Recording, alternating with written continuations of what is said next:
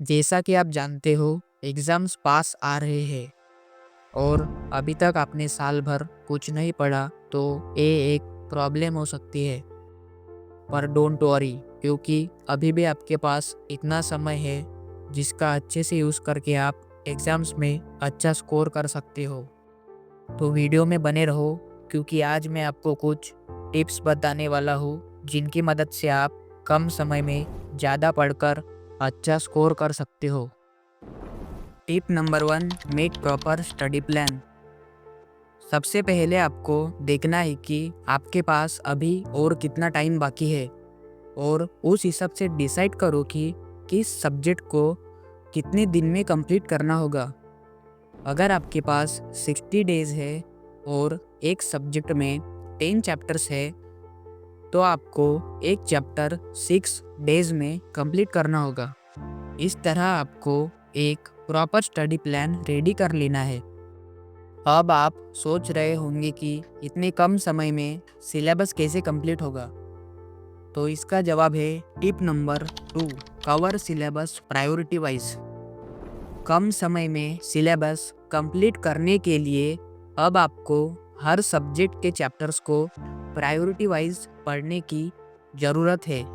इसके लिए आपको किसी भी सब्जेक्ट के जो सबसे इम्पोर्टेंट चैप्टर्स होते हैं, जिनका वेटेज ज़्यादा होता है, उन्हें सबसे पहले कंप्लीट करना है।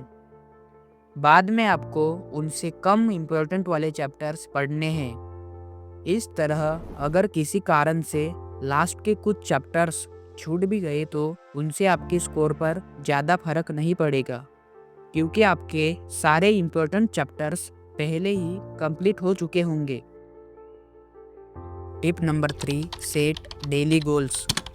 अब ज़्यादातर स्टूडेंट्स टाइम टेबल बनाकर पढ़ने की कोशिश करते हैं, पर उनमें से कुछ ही लोग ऐसे होते हैं जो प्रॉपर टाइम टेबल फॉलो कर पाते हैं। अगर आप भी अपना टाइम टेबल फॉलो नहीं कर पाते तो आप डेली बेसिस पर गोल्स सेट करके पढ़ सकते हो। इसके लिए आपको रोज़ पढ़ाई शुरू करने से पहले एक पेपर पर लिखना है कि आज आपको क्या पढ़ना है। इस तरह दिन में आपके पास जब जितना टाइम अवेलेबल होगा उस हिसाब से आप अपने गोल्स कंप्लीट कर सकते हो। पर ज़रूरी है कि आपको आज के गोल्स आज ही कंप्लीट करने हैं। किसी भी चीज़ को आगे के लिए मत छोड़ो।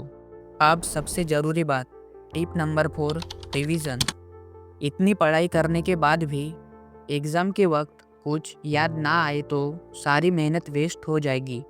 इसलिए ज़रूरी है कि आप ज़्यादा से ज़्यादा रिवीजन करो। अब जानते हैं कि रिवीजन कब करें।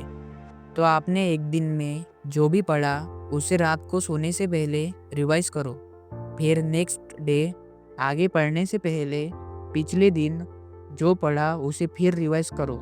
ऐसे ही पूरे हफ्ते में आपने जो भी पढ़ा उसे आप हफ्ते के आखिरी दिन रिवाइज करोगे और महीने के आखिरी दिन आपने पूरे महीने में जो भी पढ़ा उसे रिवाइज कर लेना है।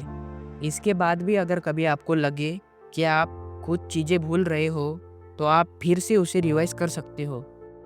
और आखिर में बस यही कहूँगा, ऑल द बेस्ट।